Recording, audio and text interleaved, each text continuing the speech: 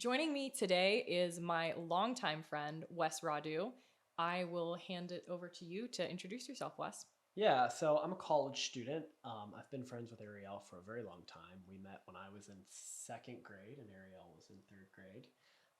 I've always been interested in politics. I've gone on to study political science at both Cedarville University and Ohio State University.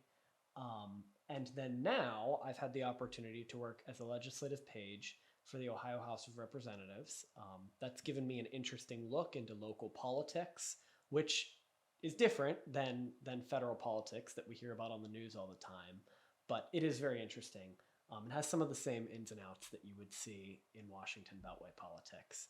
I've had the opportunity to do constituent relations as well for a particular representative there, which has been interesting as well. I've gotten to look into a little bit more of issues that deal with a particular district and what a constituency looks like and how that kind of interacts with the elected official that represents them. So that's kind of what I do. My background a little bit in politics, and then just a general interest too.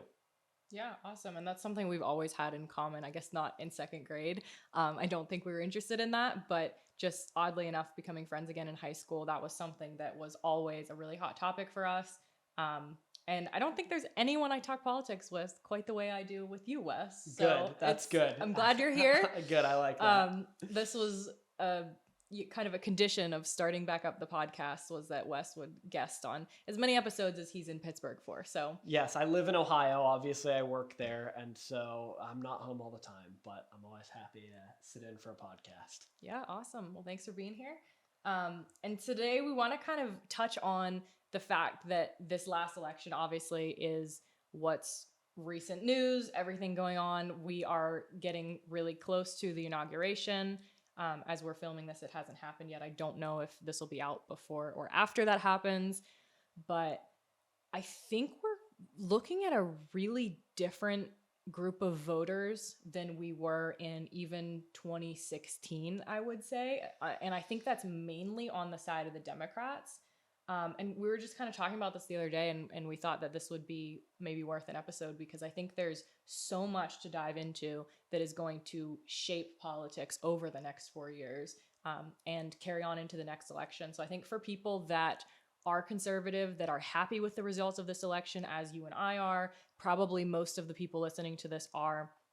But even for the people that are not, this is 4 years where there's a president you may not be happy with, you may not like some of these policies, but we're kind of going to touch on some things that you might want to pay attention to, that you might want to be involved in, that shouldn't be party issues in our opinion, and I think a lot of people's, and are things that are going to change for the better during this administration.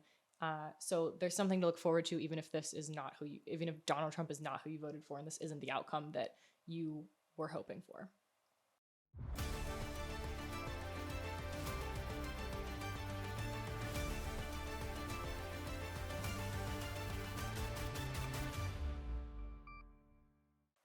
I think, if we want to start by just digging into what happened recently, I mean, my initial thought is that the elephant in the room is that Trump won the popular vote, which is probably what every podcast is talking about. Yeah. But that was huge, right? Because the idea that a Republican would win the popular vote, let alone Donald Trump win the popular vote, that was not what was expected, at least by most in the media. And so I think that's the elephant in the room. I mean, what was your reaction when you saw? So in 2020, I worked on the Trump campaign. I was a college student and I volunteered just for the Pennsylvania GOP. And they would reach out to us, the Trump campaign, anytime they needed help for events in PA. So we did like Pence events, Trump events, anything Republican really, but also like local Republican candidates like Sean Parnell and things like that. We were part of those events, just being like volunteers and things like that, whatever they needed. But I kind of called those elections. You could feel that energy from people and from meeting the people. I met some local people that I absolutely loved. Devlin Robinson is the only politician I've ever met in person that I actually Interesting. feel is a like really genuine, nice person. You just you meet someone and you kind of get good vibes from them. I've not met that many politicians, absolutely, yeah. but I met a handful doing this, and they weren't all people that I was like, oh wow, like this is a really genuine, nice person, and you get that feeling from them. Yep. So that was cool meeting those different people, but we also kind of felt other people that you met and interacted with, and I didn't feel like they were doing the work they needed to do to win that election, especially when you're on a local level, like you're saying in Ohio, it's very different from like a presidential campaign. But these people were, senators and state reps and things like that running, and you can literally feel that energy difference based on like how much work these people are putting into their campaign and like physical time, like door knocking and things like that. There's campaigners that like do not door knock with their volunteers. Interesting. There's people that do. I think every single one should. Rico Elmore, another like local guy, so much respect for him. He was at the Butler Trump rally. Okay, yeah. Interesting guy, super cool guy, door knocked with him. Yeah. And like, I hated door knocking. So I did this a handful of times. I hated it, but I liked meeting the politicians. That was what I liked about it. And it's just really interesting. In 2020, I didn't think we were going to win that election. I wanted to. I didn't think we were going to, but I had my doubts as well. So I that just speaks for the electorate in general. You may have had your doubts, and I expect that maybe you did. Yeah. Because it was just different. It didn't feel the same. It didn't feel the same. It didn't feel like it felt in 2016. Yep. And I said that this time around, the night of the election, I was talking to my dad, and he was like, do you think we're going to win? And I said, honestly, yes.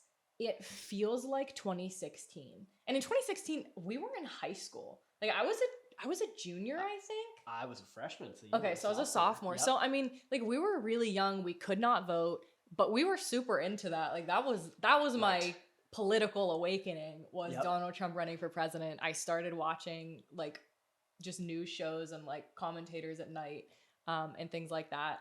But it felt different this time around. So I don't know that a lot of people feel differently about that. I agree. I think that this time, and obviously the results show that it was different. This was not 2020. And perhaps 2020 catalyzed where we're at right now. Yes. But clearly this election was very different. And you look at the numbers and they were different too. I mean, Trump not only won the popular vote, but then he won all of the swing states that were always in play based on the models. Right. That would be Pennsylvania, Michigan, Wisconsin. He won Arizona and Nevada this time. He flipped. And then Georgia and North Carolina as well. Those were considered the big states that were up for grabs, and he swept the board. Yeah. Now, statistically, it was most likely that a candidate would sweep the board, but I don't think anybody really settled in with anybody, right? That Trump was going to do that. Yes. Yeah. Well, and I think those swing states, I mean, the way that the Amish showed up in Pennsylvania to vote has never, ever, ever happened in those numbers. Scott Pressler is a literal hero for doing that for the last 4 years, by the way, trying to just reach out to people in Amish communities. And one of the biggest things is stuff we're going to talk a lot about is there was all kinds of, under the Biden administration, rules and regulations that weren't initially there, and literal raids on their farms for raw milk and for things that are literally illegal to sell to people, right because the government says it's not safe. The government deems that unsafe, and I think that is the start of all of this for a lot of people. And that's where I would say 2020 election was what made this happen, because right before the 2020 election was COVID, and that was when we started with the vaccines and all of those health demands and things that they forced on us. Demand you get the vaccine, demand you wear a face mask, cover your face, and don't breathe on people, don't stand near them, don't see your dying loved ones. I mean, let's not forget those things that happened, right? Because I think people are not forgetting it, but I think it's starting to be something that was just a fever dream in the past for some people. I agree. I think, though, that to build on that, what happened then was so different from anything that most people have experienced in their lifetime, but especially what people had experienced in the past 20 years. You know, I can't really think of an event in my lifetime that was anything like COVID. Right. Arguably, the only two things that compared, well, in my lifetime, I was, I was born in 2002 at the very beginning. Very long lifetime. Right. We have a lot of history. Right at the beginning of 2002. So I wasn't even alive for 9/11. I was 6 months old. Okay. Yep. And I was born Remember about that. 4 months later. And then, the only other thing that I can think of that was a global event was the recession, where a ton of people lost their jobs. But since, what was that, 2008 to 2020, so for 12 years, that's a pretty long time, there really wasn't a major event that shook up world politics, but then shook up people's lives, right, in the same way. And It's true. I think you could argue that COVID shook up people's lives here in the States more than even the recession. I mean, 9/11 was a pretty impactful moment for those that lived through it. But the 90s were a pretty easy time. Even the end of the 80s, it wasn't since the 70s and the embargoes on fuel and, really high inflation like we see now that you really had other cultural events, right, that affected politics. And so COVID was a big deal because it changed people's lives in a way I think that they weren't used to. And when your life has changed that much, I think it makes you think about what you value and why you're believing the things that you believe, which is why a lot of Americans found themselves back behind Trump and back behind the conservative movement because they felt that their lives had been turned upside down. Even if they weren't voting that way in 2020, they may have come back home in 2024 and grounded themselves due to just the fact that so much was different.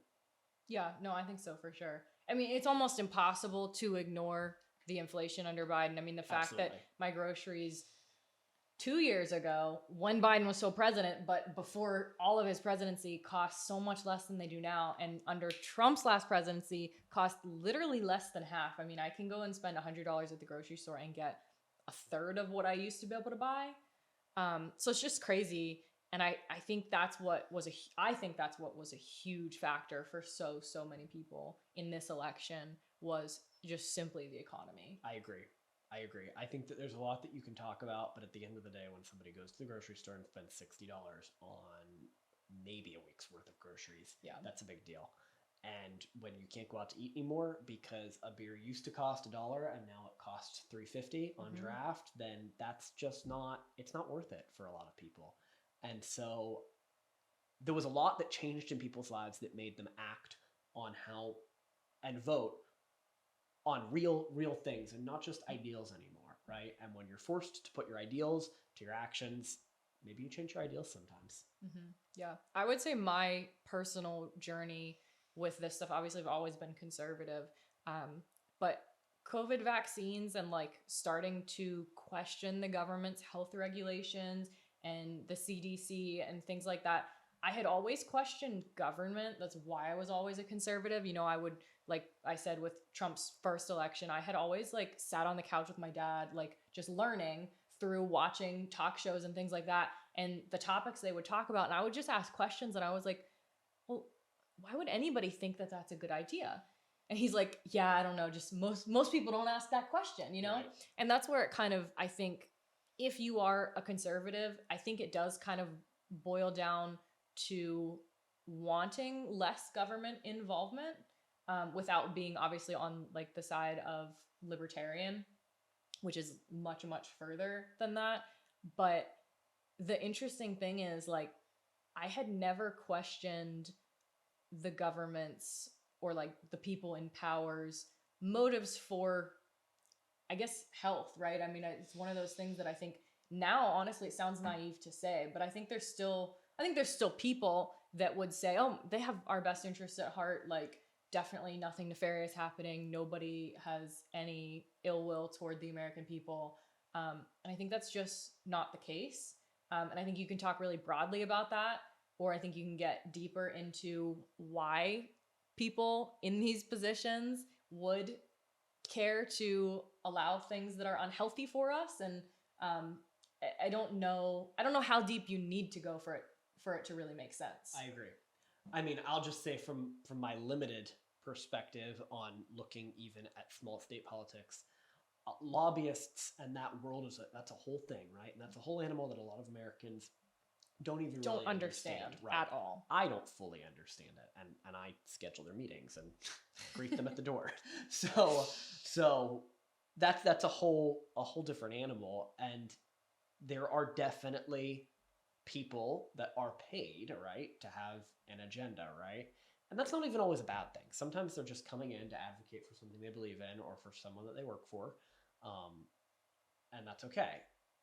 What has obviously happened with the medical field is that it's grown into a whole nother animal, and that definitely affected COVID and 2020 in an important way. Yeah, I think that started people questioning just ingredients and things. I mean, that's what it was for me. Like I said, it's been a little bit of a personal journey for me to start thinking about what is in my deodorant and my skincare products. And I think it really started with that for me, and it has progressed into what am I eating, and just pretty much I would say every aspect of life. Even what am I wearing, what material is on my body, is it natural, is it synthetic, where did it come from, what is it made of? And how is it sourced is a huge thing. I don't know what type of research you've done into just like where we get our raw materials, but I've done some really interesting research into sourcing materials from, and I'm going to butcher the name, but I think it's Xinjiang, China, right, where the Uyghur population is essentially, I mean, it's a genocide, right? And China has them enslaved in sweatshops to make cheap material that I'm probably wearing right now. And when you think about that, right, when you study it and you think about it, every aspect of that, I think, makes us think about what we're doing and why we're doing it. It's tricky because it is a slippery slope. Absolutely. It does impact your everyday life. But the most interesting thing to me is talking about especially things like that, and where materials sourced from, and like who is doing this labor and things like that. We're starting in this like sort of health side of conservatism. Yeah. Conservatism? Yeah. Yeah. Yeah, you said that right. Yeah. Conservatism. Yeah. We're starting in this sort of health side of the conservative party to kind of like almost overlap with some liberals and some libertarians and some Green Party people. Do you see that though? Like Absolutely. we almost overlap with climate change people on certain things. So like I'm looking for clothes that are made of natural fibers. I overlap with climate change people who are looking for clothes made of natural fibers because they require less water to be made into clothing. Yep. And for climate change people, they like the use of less water. For me, I like the use of non-plastic on my body, right? And on my skin that is going to absorb whatever I put on it. So it's a really interesting position to be in, I think. And I mean, there's several other examples. You go into the same thing for food. Weirdly, I guess we probably would never overlap with vegans. Well, yeah. No, I can't think of a way that we do. Either. I definitely still enjoy my steak medium rare. Well, yeah, I would say the more meat and animal products, the better. Right. But I think it's interesting that we're starting to overlap in several ways with people that like probably politically stand so far apart from what we would believe. Yet there are things that we are like totally one for one. We want the same thing. And even then, if we want the same thing for different reasons, we still want the same thing, and we're still going to get there the same way. So I do think that there's a good amount of common ground when it comes to kind of what RFK has been really talking about, and what I think had a lot of people behind him.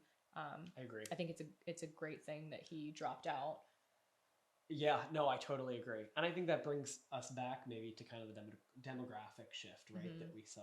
Absolutely. I mean, you saw a couple of very important coalitions that brought Trump over the finish line, right? Young Men were a huge coalition that brought Trump over the finish line. Yep.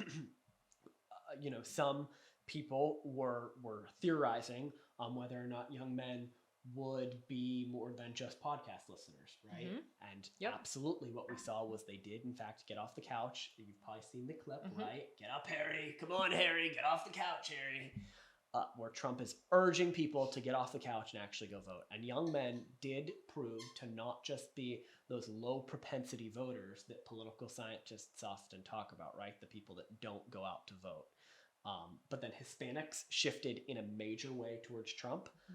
And then young people we saw balance out a little bit more in a way that we haven't seen in a pretty long time. So why do you think that is, that Hispanic people shifted toward Trump? I think part of it is what we've been talking about, right, with health and culture. I also think that Hispanic people have perhaps a better grasp on the whole immigration thing. And so that's probably not as charged of an issue for them. You know, they're not looking, if they've come to the country, they're not looking at it as kind of this lofty issue that they can't really grasp their minds around. If they're first or second generation immigrants, they know what it looked like to come here. And if they did that legally, they probably have a pretty conservative opinion of coming across the border. And I think obviously the other elephant in the room, as far as this election goes, was the other candidate, right? I mean, this was completely unprecedented to just throw Kamala in, like, how many weeks even was it before the election? August, July, or August? I think July. Yeah. So, I mean, it's just crazy to throw this candidate in there who is the vice president, who's not well liked, who campaigned for president in this election before, did terribly, had to drop out, had absolutely no support. To think that that was just going to work and people were going to vote for her. Obviously, again, could almost be an entire episode. There's so much to go into there. But I think just broadly speaking, Kamala does not have the same support that Obama had in 2008, 2012. Right. Less than 10 years ago, the legalization of gay marriage, where you were kind of like quiet if you were gay, and it wasn't on TV everywhere. It wasn't in all of our movies, theaters, and you know, it wasn't in front of you all the time. And now less than 10 years later, it is constantly in front of you. Every single TV show or movie has to have a gay couple nowadays. Not every single one, but I think majority of them do. And it's just this gratuitous gay couple. And it's always just a gratuitous gay scene for no reason at all. The normal characters don't all like have boyfriends and girlfriends and kiss each other on screen. But the gay characters do, because we just have to show how accepting we are of gay characters. And I just think that like societal push to the left has gone so far so quickly. I think that concerns a lot of, I would say, like JFK era Democrats that no longer belong or feel that they belong in the Democratic Party. I agree. I think the shift has been clear on both sides, right? So you had Obama, right? Who we talked about 2012 and him winning that election. And did people think he was going to win that election against Mitt Romney? Certainly it was a close election, but one thing that you can't skip over is the fact that Obama was a very charismatic politician, right? Absolutely. Even if you agree with nothing that he said, if you listen to one of his speeches, I mean, he's charming, he's easy to listen to, and you know, he makes you feel like, oh wow, this guy really believes in what he's saying. And so I think that was part of the Obama factor. And Trump, you know, had his way kind of too. But certainly, I mean, the parties have shifted throughout even the course of the past 10 years. But so you had Obama, right, who came in, and his whole thing was he was going to get us out of the recession that he said Bush created. Right. And I think that was an interesting argument. You know, some Americans bought into whether or not he helped them, and some didn't. But then Hillary Clinton came along, right, to kind of, at the time, extend what Obama was doing. And if I remember correctly, Hillary Clinton entered the race before Donald Trump did. And I don't know if you remember this or not. I'm not sure. I think so. It might surprise you what Hillary Clinton's initial push was on. Do you know? Hillary Clinton's initial push was on housing. That was how she came out and announced her campaign. She was going to make housing more affordable for Americans. It wasn't actually as identity driven as maybe you might expect. And that perhaps is because Hillary Clinton was more of an older school politician, right? Hillary Clinton was, women's rights are human rights and human rights are women's rights. I might be swapping that around. But that was kind of Hillary Clinton's, she was identity, but she was also, she had been a senator and she had been Secretary of State and she had been the First Lady. And so her initial push was on housing and how she was going to, make that better for people. And then Trump came along, right? And everything changed. But then even throughout that election, you didn't see them arguing about the same issues that you've seen them argue about now. Hillary Clinton wanted to keep us in the Trans-Pacific Trade Partnership, right? And Donald Trump didn't. And we were arguing about Social Security, which is still an important issue. But we were arguing about Social Security and the effects that that was going to have. And then Trump won. And that was, interesting because he was bringing along some of the cultural points. And then we got 4 years of Trump and, that was what it was. And then COVID hit, which we've discussed. I have a really hot take on why Trump won both times. Interesting. What is it? I think we've talked about this. Have we? I do not think America is ready for a female president.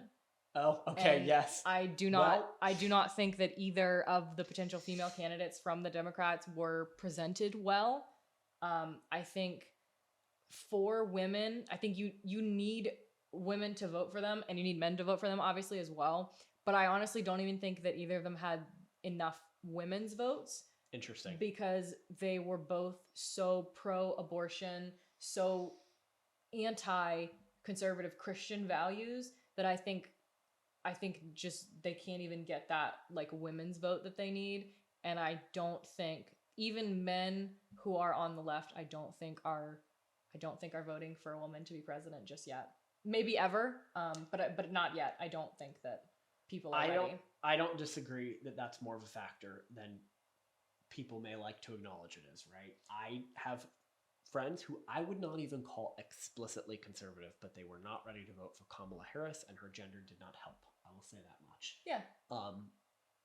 And I think we need to acknowledge that that's, an issue for some people and look at how that just impacts an election. Speaking to the next elections, if you want to win, you don't have a better chance of winning if you run the female candidate.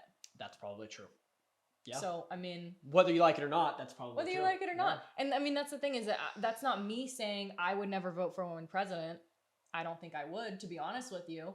But I think there's a lot of older people that would never vote for a woman president. And in all honesty, from the people that I know and talk to, yeah, they're conservative, but I don't know a lot of people that would vote for a female president. And I certainly know a lot of people that have their reservations, regardless of whether or not.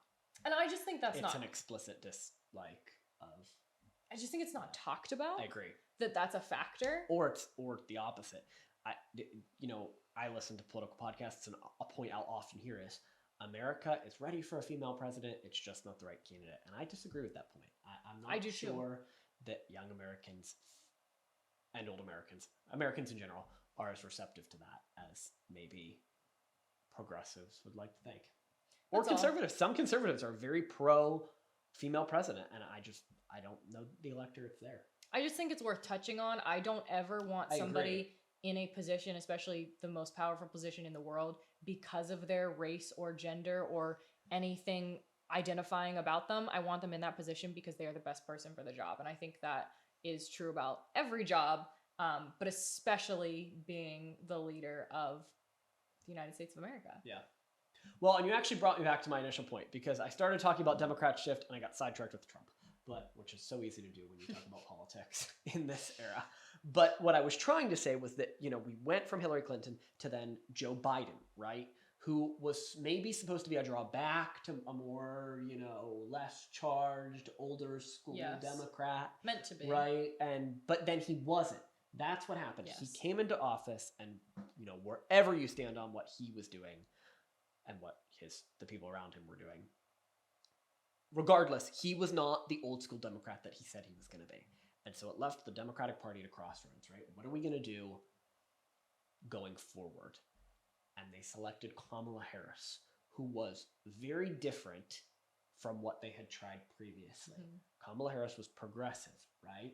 And she was a young prosecutor from San Francisco, right? That's as progressive as you can get. And she had a lot of very liberal views that had not been tested before the general electorate.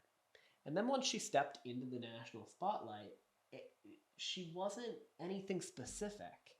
And she didn't really encompass any specific views, but you always got the sense that there was a cultural aspect to Kamala Harris's presidency that hadn't existed before. And I think that that's an important point to make about this past election, because she was a bad candidate, largely because, not because of what she believed, but the absence of what she believed. And I mean, even just her personality too, and absolutely. her lack of charisma Yep. and like way to work a crowd and stuff. I mean, whether you like Trump or not, you liked him in the 90s, but you liked him before he ran for president and was a conservative. Right. Everyone did. The whole world loved him because he's super charismatic. He's a great personality to be on TV, to be in front of people, to talk and make jokes and stuff. He's so funny. I mean, there's so many clips of just Trump rallies. He's so quick-witted to just hop on something someone says and make a joke about it. I often see reels of him on Instagram, and Democrats and liberals will be in the comments saying, what a shame it is that he's so funny, right? Because everyone can acknowledge that Trump has the ability to make a joke or to grab your attention in a way that certainly Kamala Harris didn't. And that's incredibly important in an election. Absolutely. I would say and I don't mean this to be unkind, but I would say for people that are a little bit less intelligent, I think that they still need that charisma. And I would say that kind of transfers over to Obama a little bit, that I would say, some people like fell for that sort of, because while I agree that Obama is a wonderful speaker, he's incredibly condescending. He is now. In a lot of his speeches and the way he talks. No, really. And that, I think, is what he had, that charisma and that kind of way to work a crowd, but it's still different. I think that's like still a huge factor for any politician, anybody that's going to be on TV in front of you, really. Yeah. I mean, I think you see them, obviously, like really good looking people have a better chance. Younger people. So I don't know. It's interesting to dive into that as well, because Kamala had none of that. I think with these societal issues, transgenderism, having like literal children just decide to be a different gender one day, things that are incredibly postmodern worldviews, you have to, at some point, depending on how far you take it, you have to lose your evangelicals. And I think they've done that in this election.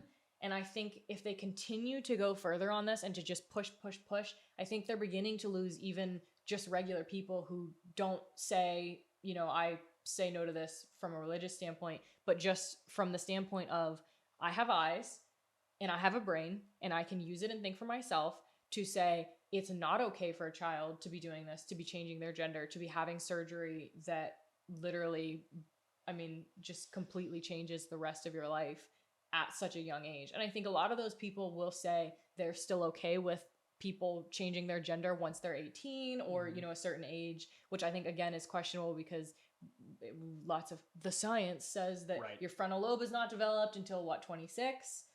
So, I don't know where we go from there, but I do think that there is a breaking point when it comes to these societal issues on the left and this postmodern push to just go further and further and further. There has to be a breaking point, and I think we are very, very close to it. I think we've reached it for evangelicals. Maybe this is what you're saying, or maybe it's not, and this is a hot take. I'm not sure that issue's got much more room to go. That's exactly what I'm saying. Yeah. I think we've reached that point, and I don't think we're even just looking at now like conservatives and Christians and Catholics saying, no, this is not okay. I think we're looking at regular people saying, no, this is not okay. Absolutely not. Yeah. I think we've gotten to the point with that issue where people have said, you should not have a 14-year-old going and getting a double mastectomy because she believes she's a boy, right? Yes. I think that that's where we're at on that particular issue. And that if the Democratic Party embraces that, I don't think they don't have a very long runway. Let's put it that way. No, they don't. But how do they come back from that? How do they backtrack and say, no, hold on, sorry. What we told you was just their identity and was just accepting them for who they are. Sorry. They actually can't. It's very, very hard to come back from this because you have this entire generation of kids now who have changed their genders and who are already like going back to the original gender that they were born as because for whatever reason, you know, they've changed their minds, many, many different reasons, I think. But they're literally already suing these doctors who have transitioned them and who have allowed them to disfigure their bodies as a child. So I don't know. I mean, it's really hard to come back from that because you have to accept your mistake. You have to say I was wrong. And I don't know that any political party can say that. I'm no Democratic strategist, and I'm not going to pretend to be, right? So I'm not going to say what they should or shouldn't do. But here's my 2 cents. If I were being asked by I'm asking top Democrat, okay. So if I were being asked by the top Democratic strategists, here's what I would say. I would say that they need to pivot, right? Based on what Trump does over these next 4 years. So they need to sit back for just a little bit, right? And wait. And then they need to look at the next 4 years and they need to pivot. They need to not go after the issues that they've gone after. And they need to wait and see where does he go, right? And then they need to provide some solutions based on Trump's policy. I would like to think that much of it will work, but certainly some of it won't. And so they need to take up perhaps some new issues. Mm-hmm. That would be what I would tell the Democrats, because certainly Trump is going to look different than any other Republican, right? And he's going to try a lot of new stuff. And I believe that there will be issues that he will probably not be as successful, maybe, as I think that there will be issues that I would choose a different policy than Trump would. Oh, sure. And I think the Democrats are going to have to look at that and capitalize on those moments.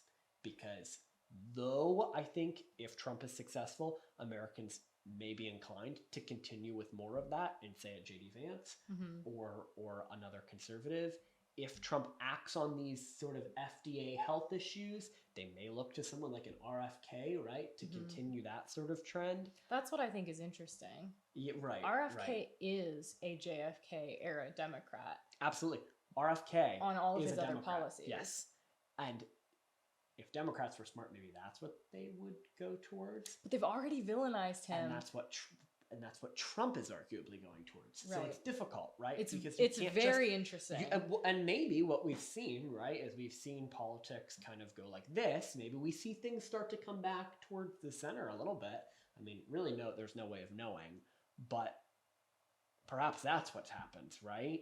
I would say what eventually happens is either the Democratic Party realizes that the American people are not ready for this shift this far left, and they do try to come back a little closer to center, or they just like go straight for it. And you could also see splits. I mean, it's not impossible in American politics. Not. You could see both Republicans and Democrats, right, split into two separate groups, even if they don't like actually split how they caucus, right?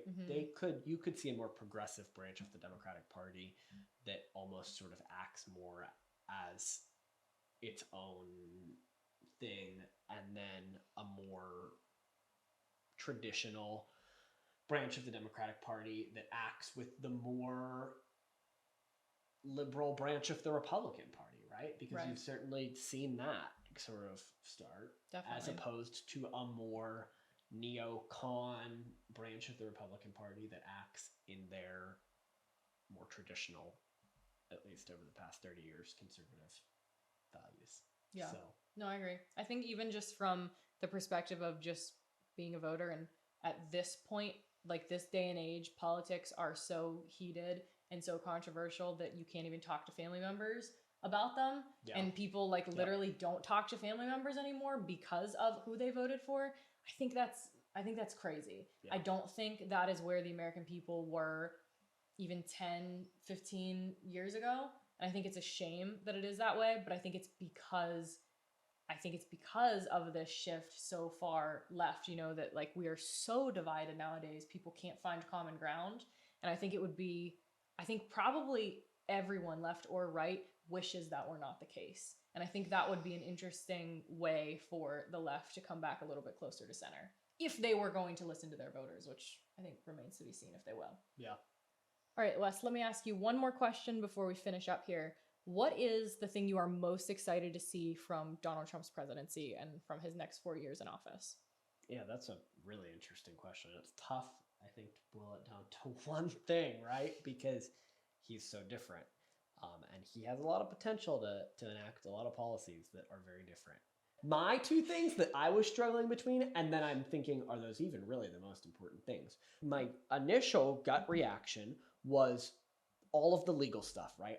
That is really what, for me, was the issue for me over the course of this election, right? Those cases against Trump made me so mad. I follow the courts. I've considered law school someday. They drive me nuts. All of the constitutional law that I've taken, all of the classes that I've taken, and my participation on a couple mock trial teams has taught me that what was happening there was just there was so much nonsense involved in there. And so I want to see Trump clean house with the courts, and I want to see him, well, not clean house, but appoint good conservative justices. I want to see the Supreme Court continue in the direction it's headed. And then I'm very, very happy that the lawfare did not win. That's probably my number one thing, which I guess already happened, right? Yay, the lawfare didn't win. But then my other reaction was foreign policy. I'm very interested on seeing Trump's foreign policy. See, that's a good point too. I'm like over here just thinking about like me. But yeah, but foreign policy is very important, and Trump has a different way that he goes about foreign policy. I think that there was a very real reason that Trump did not come out and say exactly how he was going to end the war in Ukraine, right? Of course. It was, I'm going to end the war in one day. And everyone laughed at that, right? But what was so interesting with that was you had one side saying we need to continue to support, right? And then you had the other side saying we're going to withdraw and we're going to pull out. And there's detriment to both of those, right? On one hand, you have a war that you're just continuing to feed money into. You've got a military-industrial complex here in the United States that's profiting off of this. And you just have a lot of people that are apprehensive about that. And people are dying. Absolutely. I mean, like, people forget that when the war is not close to you and it's not your family members fighting in it, like, people forget that people are dying. Yes. Like, that is actually what a war is. Both sides, people die. Every single war, lots of people. And it's not just, like, bad people like the media would like you to believe. Right. And so that was definitely that's definitely one side of the equation. But then on the other side, you've got the fact that, Putin did want to expand into Ukraine, right? And there is a thought that if you just don't do anything, then who's going to be the biggest player on the world stage, right? Is it going to be the United States, or is it going to be China and Russia? I would say that was always the old school conservative opinion. Yes, that would be the neocon. And I would say that politics. like younger conservatives like us do not subscribe to that theory at all. I Even agree. though we were taught that in history class, like that was like grilled into us, was like, this is why the US gets involved in anything and everything, because we are the world power, because we go and we just fix things for everybody else. And that is not the case. This is probably another good other podcast topic, right? Because I could go on for an hour about what I believe about the US's position in NATO and what I think should happen there. But to just very succinctly say, I'm excited to see what Trump does, because what I like about Trump is that he does not play all of his cards at once. Mm-hmm. And I believe that what Trump will do foreign policy-wise will be that he'll throw off some world leaders. And I like that. I think that it's good to not just tell everybody what you're going to do all the time. And well, he actually is a master negotiator. Yes. Like literally one of the best of our time. I like the question that you asked, so I'm going to provide an answer, another part to the answer. Okay. Just because I want to. You asked what I'm most excited for. I would also like to tell you what I'm most interested to see if Trump can pull off, because there are some issues I don't agree with him on. Agreed. And there's two that come to mind also. Gun control? Oh, interesting. No, abortion is the one that I think of that's a social issue, right? Okay. Because I'm very pro-life, and Trump's not as pro-life as I am. And so I think it will be interesting to see if he can pull off the balance between the pro-life movement and where he's kind of moved to. I mean, Melania Trump, his wife, has come out and said she's pro-choice. And I don't know where the court's headed on that issue, and I don't know what Trump will try and do with that issue. I feel pretty confident that I won't like it, whatever he tries to do. But, maybe I'll be wrong. Maybe he'll surprise me. And then the other issue that I'm very interested to see what Trump will do is the economy. And that could last another whole podcast episode, right? Yeah. Because we've talked a little bit about the fact that Trump himself may be a little bit of a 90s Democrat.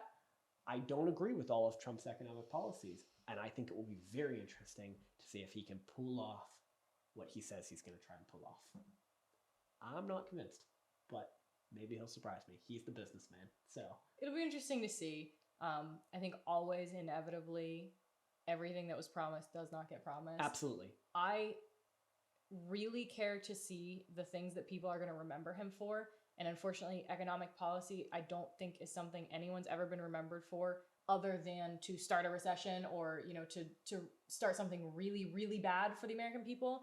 I don't think when you just have like decent economic policy and you kind of like bring the dollar value back up and stuff like that, I don't think any president's remembered for that. I think the things they're remembered for is going to be things like releasing the files on the JFK assassination. I agree. I think he's going to be remembered for so many other things that nobody has ever dared to do, that I'm very excited to see those things if he pulls those things off. It'll be interesting to see how successful he is on the economic front, especially with only a 4-year term. He doesn't have 8 years to really work things. Right, and that is definitely... It's arguably how Reagan was as successful as he was with the economy, right? Yeah. He worked things for that extended period of time. True. Yeah. So that's what I think. I would say I'm most interested, most excited for, and then what I'm most skeptical of. But yeah. Great. You made my question even better with your answer. Great. Well, thank you for having me. It's been fun to sit with you here on the first episode back that you've done in a while, and I've really enjoyed it, so I'll be back. Absolutely. Thank you for being here. Yeah.